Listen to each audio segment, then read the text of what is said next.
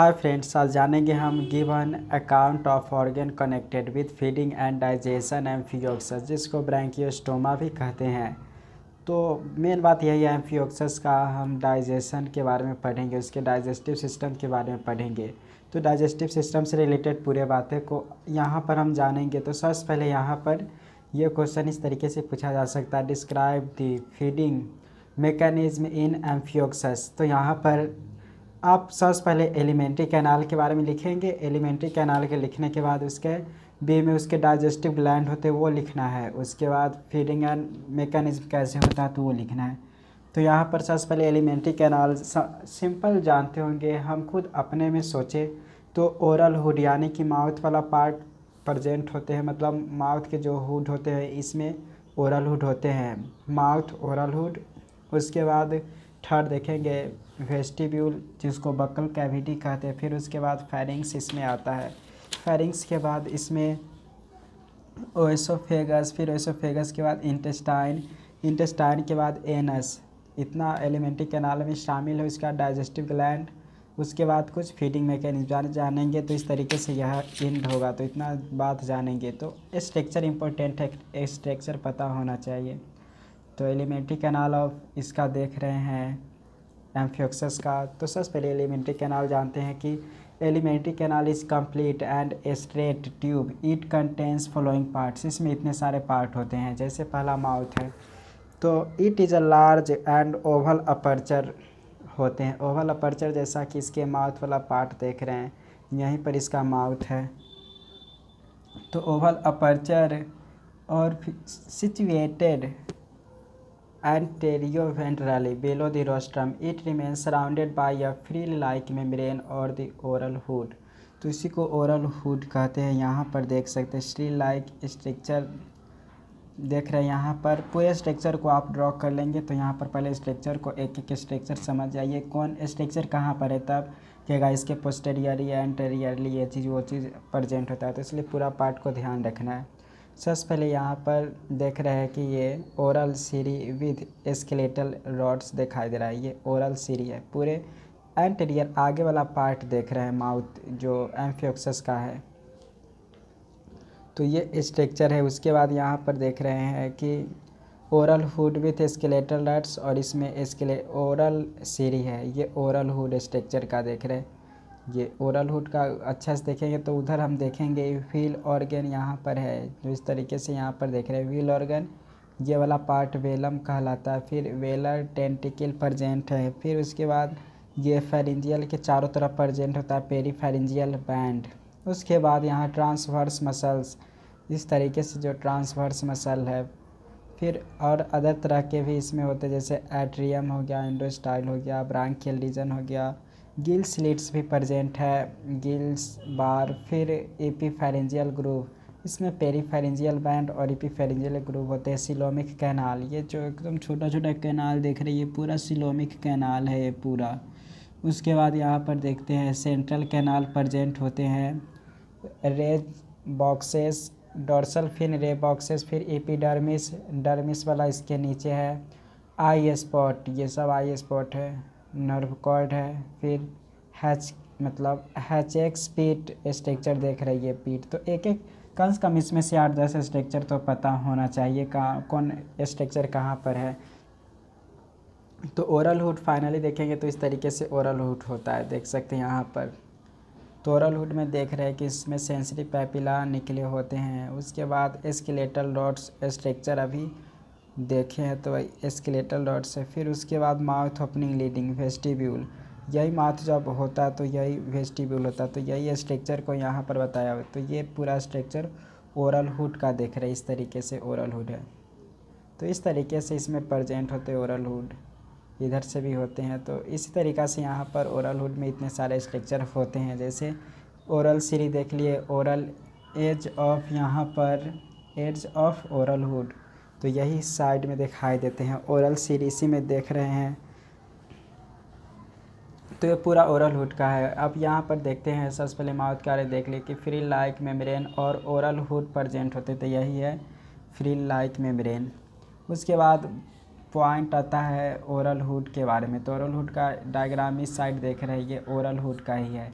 तो स्ट्रक्चर क्या कौन वर्क करता है वही सब लिखना है ओरल हुड में। तो ओरल हुड में लिख सकते हैं जैसा कि यहाँ पर है कि the oral hood is formed by the dorsal and lateral projection, दोनों साइड से इसका प्रोजेक्शन ओरल हुड का है। उसके बाद एंटीरियर इन जो होता है वह ट्रैंक, इट बियर्स ओरल और बक्कल सीरी जिसको कहते हैं। यहीं पर ओरल सीरी या बक्कल सीरी इसके इस साइड देख रहे हैं, इसका एंटीरियर इन जो ट्रंक का है इसके इस साइड एंटीरियर साइड में ओरल सीरी दिखाई देते हैं। उसके बाद इट बियर्स ओरल और बक्कल सीरी इसमें है। फिर the edge of margin of the oral जो होते हैं यहीं पर है कि the edge of the margin of the oral hood bears 10 और 11 pair of stiff cylinder and ciliated tentacles होते हैं, इसी में 10 से 12 pair. The edge of oral hood and the close the edge of oral hood and the oral cirri are supported by stiff gelatinous skeletal rods. The oral cirri close the mouth during burrowing, जब कोई चीज़ को वह खोदते रहता है तो oral सीरी mouth close करने में मदद कर देता है। ओरल सीरी का यही काम है, माउथ बंद कर देने हेल्प करता है। And turn inward to form sieve और फिल्टर ड्यूरिंग फीडिंग, अब कोई चीज़ को सही तरीके से खाने में भी हेल्प करता है। फिल्टर फीडिंग, फिल्टर की तरह काम, यानी कि चलनी की तरह यह काम करता है। ख़ास चीज़ को इस अंदर खाना होता तो ओरल सीरीज में हेल्प करता है और बरोइंग के समय यह माउथ क्लोज कर देता है।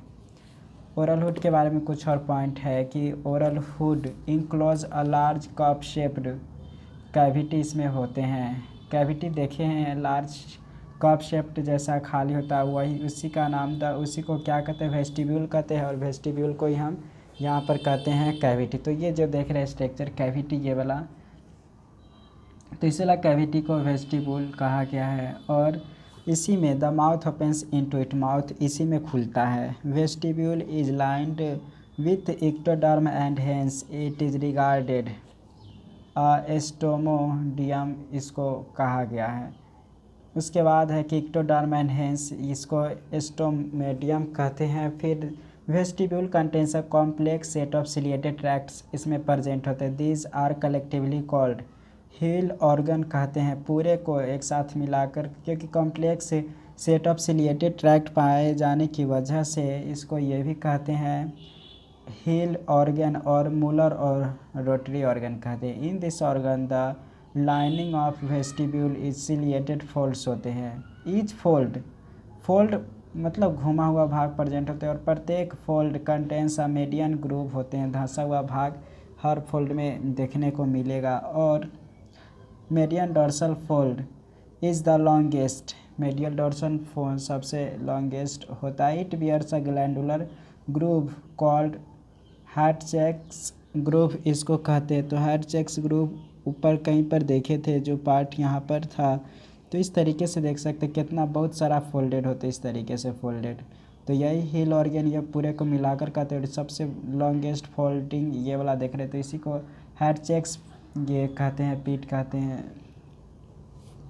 उसके बाद यहाँ पर it bears a glandular groove called Hatschek's groove, it terminates anteriorly into a small depression, यह टर्मिनेट होता है स्मॉल डिप्रेशन के साथ जिसको हैटचेक्स पीट कहते हैं। Movement of the cilia of wheel organ, movements of the cilia of wheel organ draw the food particle along with water current into the mouth. तो इसमें आता है आराम से वाटर करेंट मैकेनिज्म के द्वारा माउथ में, तो यही हेल्प करता है। Movements of the cilia wheel organ draw the food particle along with water current into the mouth. अब बक्कल कैविटी, तो बक्कल कैविटी तो देख ही रहे हैं स्ट्रक्चर किस तरीके से ये जो भाग देख रहे हैं अलग अलग है। तो यही है कि माउथ ओपनिंग लीड्स इनटू, ये पूरे कैविटी स्ट्रक्चर देख रहे हैं, यही कैविटी बक्कल कैविटी कहलाता है जिसको वेस्टिब्यूल भी कहते हैं। और इसी वेस्टिब्यूल के बारे में आप जानने जा रहे हैं। तो इसमें है कि posteriorly of the buccal cavity vestibule is closed by thin circular and membrane like partition, it is called velum कहते हैं। इसके साइड पीछे मतलब पार्टीशन करने का, बंटवारा करने का ये काम कर रहा है, तो इसी को वेलम कहते हैं। तो ऐसा स्ट्रक्चर जैसा कि यहाँ पर वेलम देख ही रहे हैं, तो यही स्ट्रक्चर वेलम पार्टीशन की तरह यह वर्क कर रहा है। There is a circular aperture, there is a circular aperture the enterostome in the centre of the velum. The इसके सेंटर में ये पार्ट होते हैं enterostome. The vestibule opens into the pharynx through this aperture. The velum contains sphincter like circular muscles which regulate the opening and closing of the enterostome. यही help करता है इंटेरोस्टोम को open या क्लोज करने में। The posterior border of the velum bears 10 to 12 cylinder ciliated and sensory processes called the velar tentacle कहते हैं। इसे बहुत सारे वेलर टेंटिकल होते हैं, देख ही रहे ये स्ट्रक्चर। सिर्फ अगर ये डायग्राम को आप ड्रॉ कर लेंगे तो उसके बारे में लिखना बहुत आसान हो जाएगा। एक एक स्ट्रक्चर ऐसे ही आप खुद से बनाकर लिख सकते हैं। तो यही है कि this project backward into the firings में यह बैकवर्ड होता है। उसके बाद फायरिंग्स में बैकवर्ड होने के बाद tentacles bear sensory papilla and act as strainer during feeding के दौरान स्ट्रेनर की तरह वर्क करता है। तो वेस्टिब्यूल या बकल कैविटी में ऐसे कुछ पॉइंट लिख देंगे। तो एग्ज़ाम के पर्पज़ से वीडियो आप देख रहे हैं तो बहुत बहुत अच्छा है, नहीं तो आप नॉलेज के पर्पज़ से देखिए अच्छे से, तो आप किताब ही पढ़ लीजिए तो मस्त रहेगा। एग्ज़ाम के लिए बहुत फ़ायदेमंद तो होगा ही पक्का। और उसके बाद अब फायरिंग्स की बात करते हैं। तो फायरिंग्स स्ट्रक्चर इससे वेलम से बैक साइड में ही प्रेजेंट होते हैं। तो फायरिंग्स के बारे में क्या क्या पॉइंट है यहाँ पर कि बकल कैविटी और the vestibule opens into the pharynx through the enterostome के द्वारा यह खुलता है, इधर जाता है। उसके बाद इसी में देखने को मिलता है कि it is the largest part of the alimentary canal, सबसे लार्जेस्ट पार्ट यही है फायरिंग्स है। And occupies nearly half of the body, लगभग आधा बॉडी इसी से ऑक्यूपाइज होता है, मतलब इसी से ढका होता है पूरा लगभग आधा body. It is a large spacious and laterally compressed chamber, यह है लैटरली कॉम्प्रेस्ड होता है और ज़्यादा स्पेसियस भी ये होते हैं pharynx. It remain surrounded by the atrial और peribranchial cavity on side except the dorsal pharynx is lined by the endoderm. Endoderm से यह pharynx is lined by endoderm से यह लाइंड होते हैं। उसके बाद इसमें देखने को मिलता है lateral wall of pharynx are perforated by 15 to 200 pairs of narrow and obliquely sloping anterior posteriorly aperture called gill cleft इसको कहते हैं, और गिल स्लिट्स और ब्रांकियल अपर्चर भी इसको कहते हैं। तो जैसा कि यहाँ पर देख रहे हैं शाही स्ट्रक्चर देख रहे हैं, ये ब्रांकियल वाला भाग देखे, ब्रांकियल रीजन देख रहे हैं, तो यही इसी में होता है, फायरिंग्स में ही होते हैं। एंटेरियर पोस्टेरियरली यानी कि पीछे आप आगे की तरफ रहता है और जो कि पीछे रहता है अपर्चर, तो इसी को गिल क्लेफ्ट्स या ब्रांकियल अपर्चर या गिल स्लिट्स कहते हैं structure. The pharyngeal cavity opens into surrounding atrial cavity through the gill slits के द्वारा वो ओपन होते हैं। The gill slit site serve as the communication way between pharyngeal cavity and atrial cavity. Between the few gill slits, the position of pharyngeal wall forms lamella-like structure called gill bar कहते हैं। इसमें गिल बार भी देखने को मिलता है, lamella-like structure ये बना रहा है, देख रहे हैं फायरिंग्स के रीजन में। तो ये गिल बार से उसका जो स्लिट देख रहे हैं यानी कि जो इस तरीके से छेद जैसा स्ट्रक्चर देख रहे हैं, सभी में कुछ भाग बचा हुआ, तो ये गिल स्लिट से और पूरा ये ब्रांकियल रीजन में आता है। तो यही यहाँ पर है कि atrial cavity between the few gill slits the position of pharyngeal wall forms lamella like structure called gill bar कहते हैं। They are of two types, primary and secondary gill bars.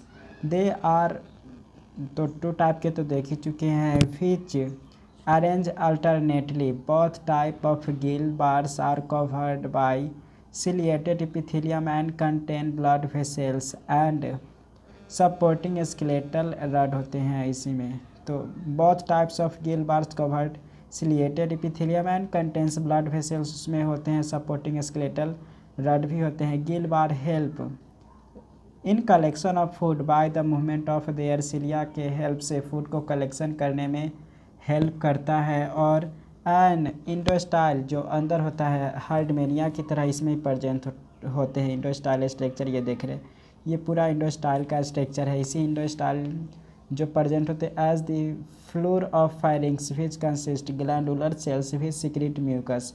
Mucus को सिक्रेट करने में मदद करता है जिससे भोजन सही तरीके से पचने में हेल्प हो। तो ये इंडोस्टाइल का स्ट्रक्चर देख रहे हैं। ये इंडोस्टाइल इस तरीके से जब इसको ट्रांसवर्स कट किया गया तो इस तरीके से तो ट्रांसवर्स सेक्शन इंडोस्टाइल कर किया गया तो इस तरीके से स्ट्रक्चर देखने को मिला है।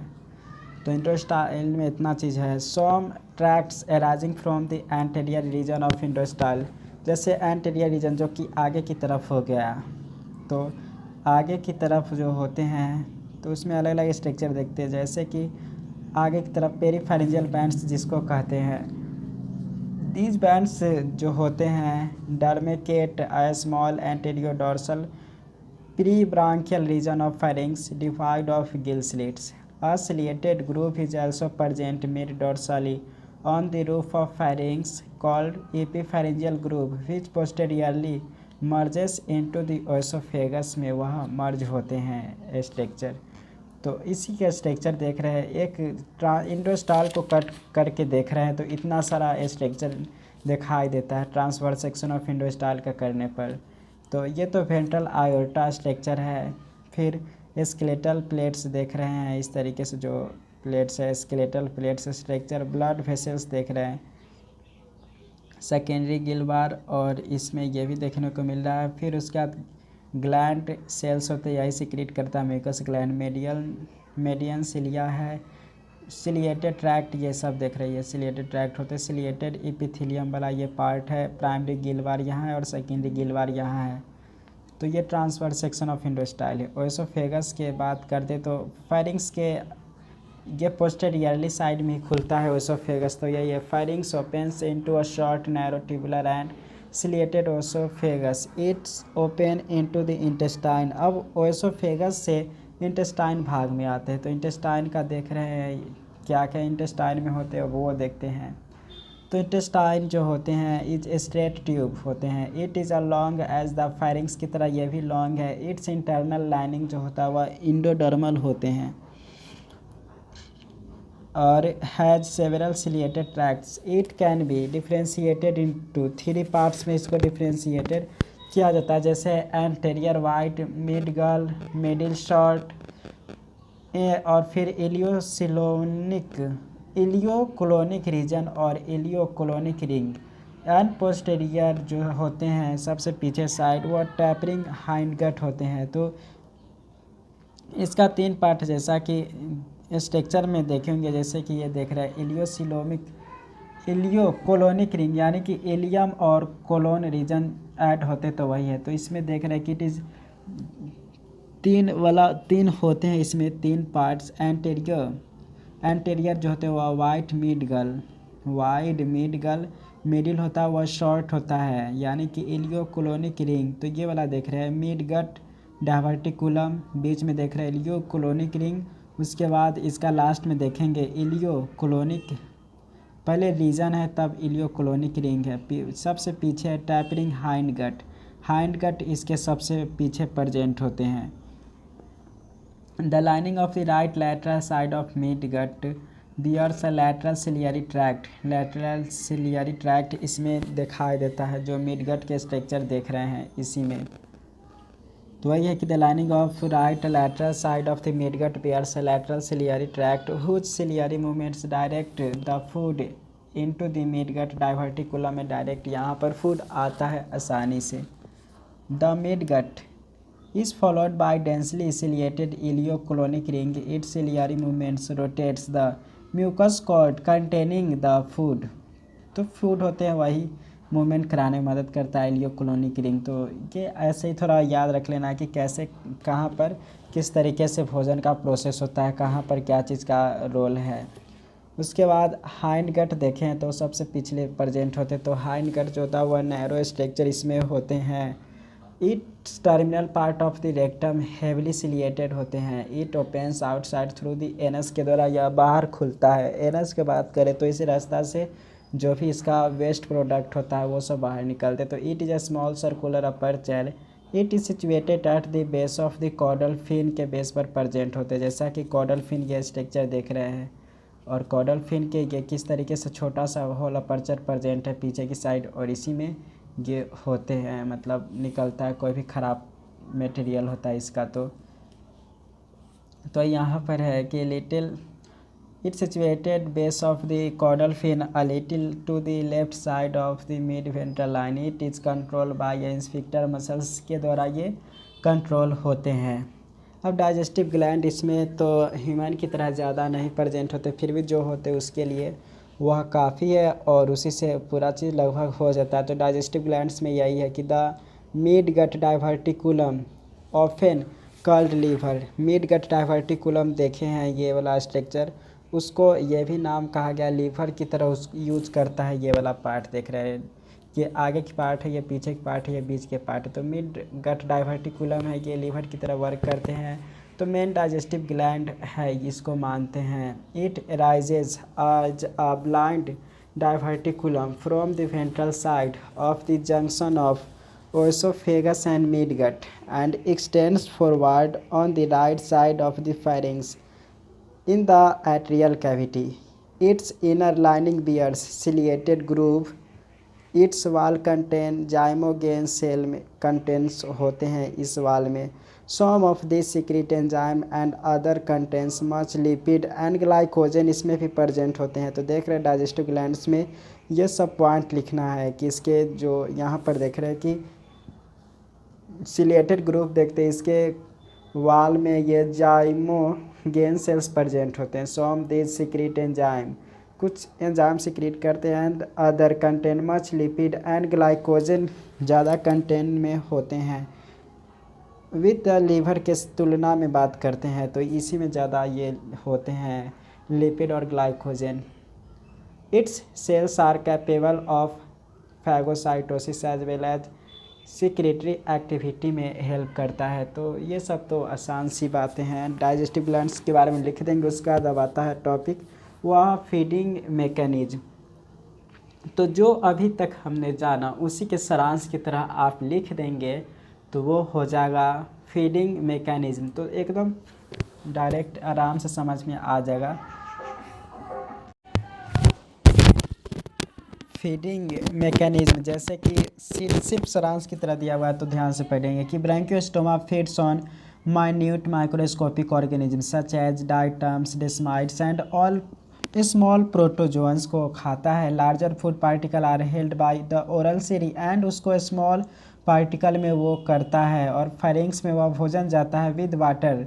The food particles which get entangled with the mucus secreted by the endostyle के द्वारा जो म्यूकस सिक्रेट होते हैं उसके द्वारा भोजन इंटैंगल्ड यानी छोटे छोटे टुकड़े में होकर and are also thrown upward and caught by the epipharyngeal groove के द्वारा वह जाता है वहाँ पर। फिर जो whose cilia gradually push the food contents mucus toward the oesophageal opening. Finally the mucus along with the food particle enters the oesophagus. The ciliated groove of the peripharyngeal bands plays only a subsidiary part 1 जो part होते हैं subsidiary part in holding up a few food particles which happen to come their way and in transferring them to epipharyngeal groove में वह जाता है। तो आप इसको समरी की तरह लिख सकते हैं वो पूरी बात को। These movements are accomplished by ciliary action of the velum and pharynx के द्वारा ये एक्शन होते हैं। The water that enters the pharynx passes into the atrium through the gill slits के द्वारा यह and finally goes out by the atriopore के पास जाता है। This flow is effected by the ciliary action of the lateral cilia and engulfed by the phagocytic जो cell होते हैं उसके द्वारा यह खा लिया जाता है। उसके बाद है कि from the oesophagus the mucus caught along with food particles होते हैं passes into the mid gut में आता है। फिर मिड गट में आने के बाद होते हैं action of cilia of oesophagus in the anterior part of the mid gut is located a lateral tract of cilia which drives the food into the midgut diverticulum. From the diverticulum जो होते हैं the cord is returned again into the midgut. The cilia of ileocolonic ring also breaks the mucus cord into small pieces and ultimately the broken pieces are passed into the hindgut में वह जाता है। Digestion की बात करते हैं तो digestion तो simple digestive enzyme are secreted by the epithelium cells of the gut and mid gut diverticulum. They are mixed with food as it passes along, तो ये पास होते डाइवर्टिकुलम से। और digestion starts in the mid gut and is continued in the hindgut. Besides this extracellular digestion, intracellular digestion also occur, in which food particles are taken into the epithelial cells. The hindgut होते हैं hindgut and digested here. Some papilla on the floor of the atrium contains phagocytic cell भी इसमें contain होते हैं which engulf food particle which may pass into the atrial cavity. Absorption of digested food takes place mostly in the hindgut and to lesser extents in the midgut. Digested food absorbed by the intestine and undigested material is finally expelled out through the anus के द्वारा बाहर निकलते हैं। तो यहाँ पर बताने का यही मकसद था कि ये डायरेक्ट पढ़ें इसलिए क्योंकि जो पहले देखे ही होंगे उसी का सारांश की तरह दिया था, तो पहले समझ गए होंगे तो इसको अपना से आप लिख देंगे। तो अगर एक आध लाइन समझ में भी नहीं आया तो उसके लिए तो हमें माफ़ कर दीजिएगा, लेकिन सब सिंपल था तो इसीलिए डायरेक्ट पढ़ दिए। तो बहुत बहुत शुक्रिया बने रहने के लिए, और इसी तरीक़ा से अगर पढ़ना चाहते तो सब्सक्राइब कर लिए होंगे। तो धन्यवाद।